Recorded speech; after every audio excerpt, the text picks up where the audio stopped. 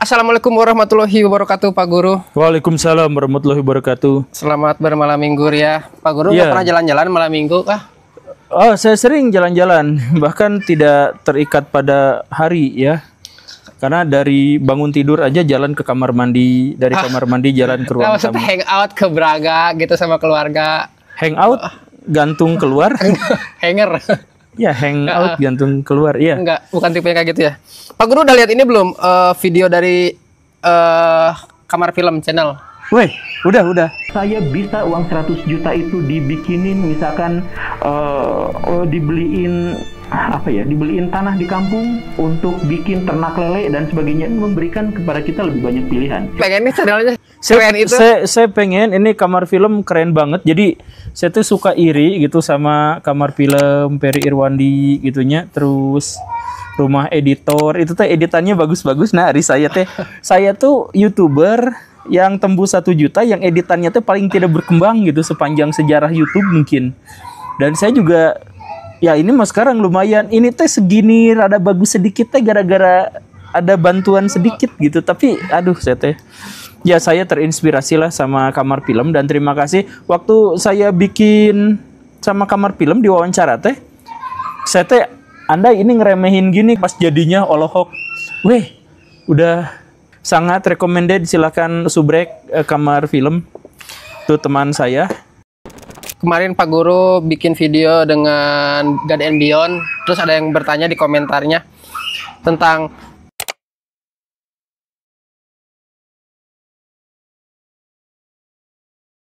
enggak, takdir itu gaib. Jadi takdir itu sebenarnya tuh nggak bisa diklaim kecuali sudah terjadi. Itu rumusannya. Jadi misalkan gini, saya ditakdirkan untuk menjadi orang kaya misalkan. Selama itu belum terjadi, maka tidak boleh diklaim bahwa itu tuh takdir. Jadi kita kan takdir itu gaib, hanya Tuhan yang tahu.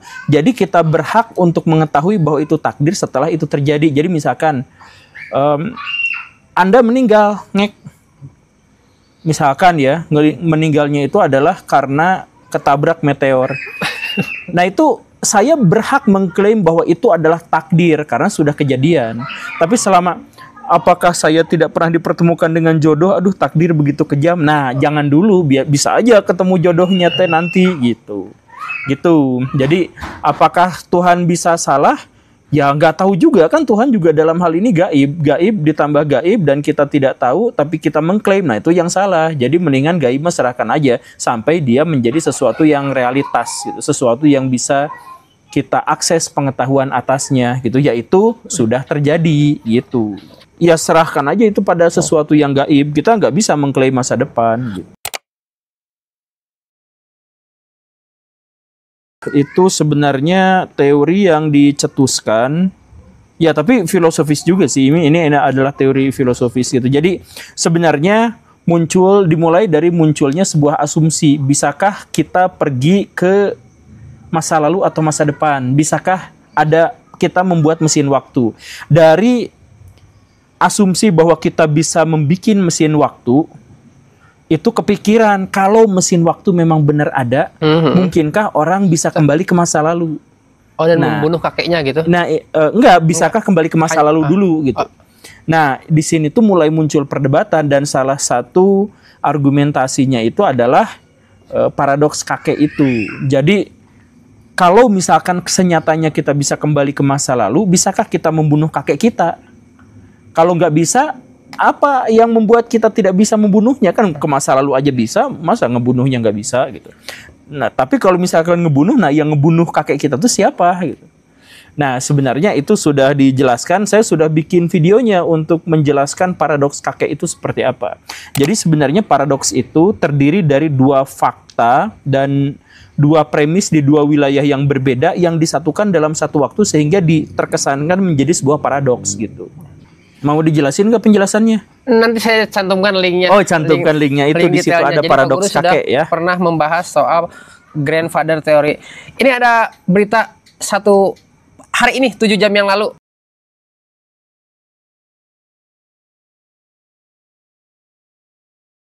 Tanggapannya Pak Guru tentang orang kaya, berarti orang kaya tidak boleh pakai gas LPG. Pertama 3 kita kilo. definisikan dulu orang kaya itu apa. Apakah orang kaya adalah fakir miskin yang bersyukur? Nah, kan justru dalam beberapa hal MUI kan harus mengikuti kaidah-kaidah dalam tradisi keislaman. Dalam tradisi keislaman, kekayaan seseorang itu bukan diukur dan ditakar dari sejumlah uang yang dia miliki, tetapi dari sejauh mana dia mampu mengsimilarkan antara harapan dengan kenyataan, yaitu dia bersyukur atas apa yang ada dan dia berharap atas apa yang sudah bisa dia capai. Kurang lebihnya begitu. Nah, jadi bisa aja orang yang berpenghasilan 3 juta per bulan itu disebut orang kaya dalam terminologi Islam. Nah, kalau MUI ngambilnya dari situ, maka istilah pengharaman itu menjadi tidak relevan. Kan harusnya MUI Islam kan, jadi kriterianya Islam. Tapi kalau misalkan yang dimaksud dengan kekayaan itu adalah kaya versi pemerintah Indonesia, yang dimaksud dengan kaya di Indonesia itu apa? Kalau orang punya gaji di atas 23 juta rupiah Bukan per 6 bulan. juta. Hah? Bukan 6 juta. Bukan. Itu UMR, minimum, upah minimum. Nah, gitu ya.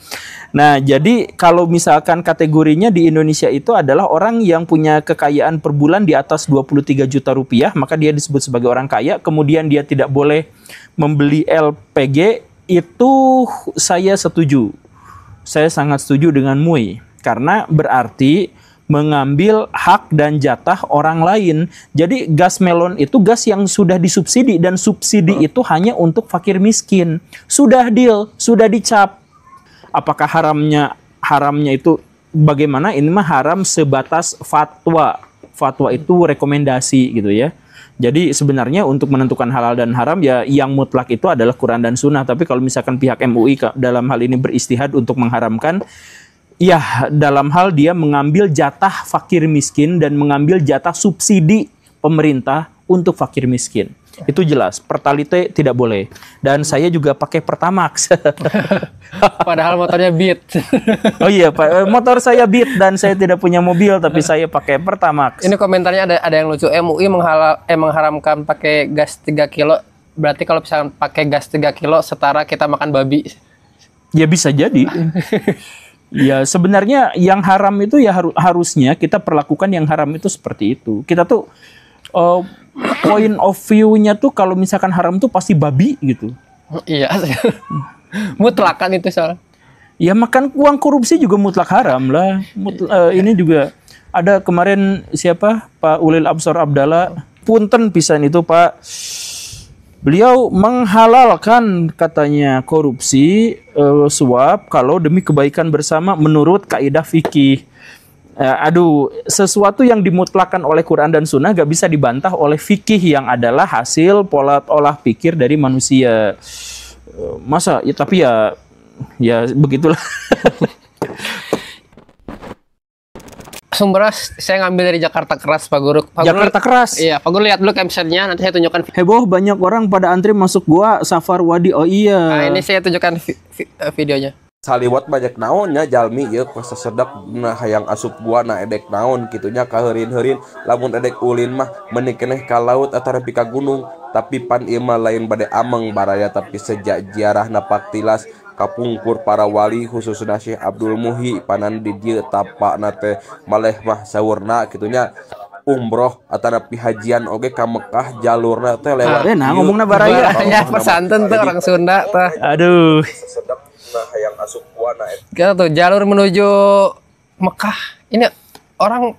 Oke, saya ingin menjelaskan ini. Jadi fenomena orang bisa teleportasi lewat jalur goa itu sebenarnya adalah warisan kepercayaan leluhur orang kita dan orang masa lalu di seluruh dunia.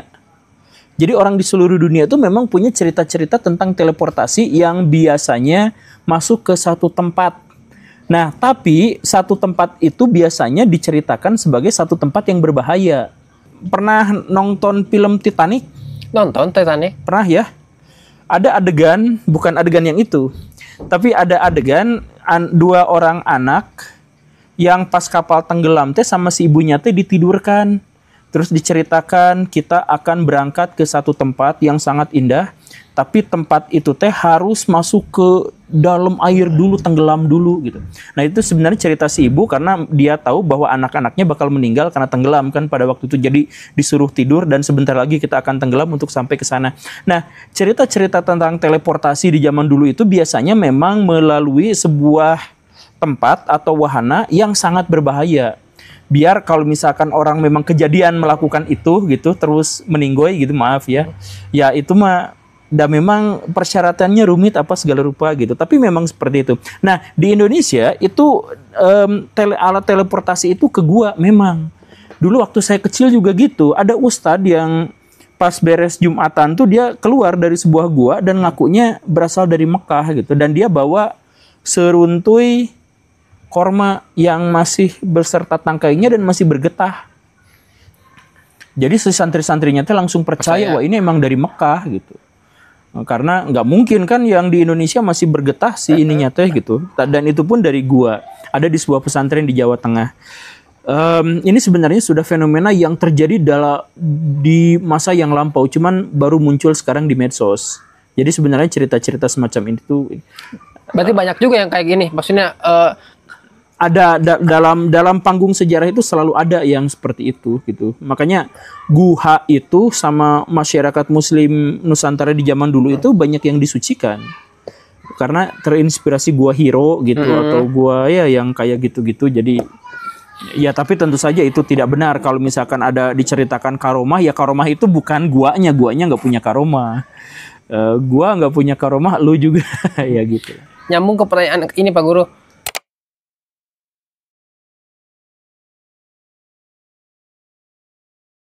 Zaman keemasan Islam itu diperkirakan itu sekitar dari Abdul Malik bin Marwan berkuasa dari dinasti Umayyah sampai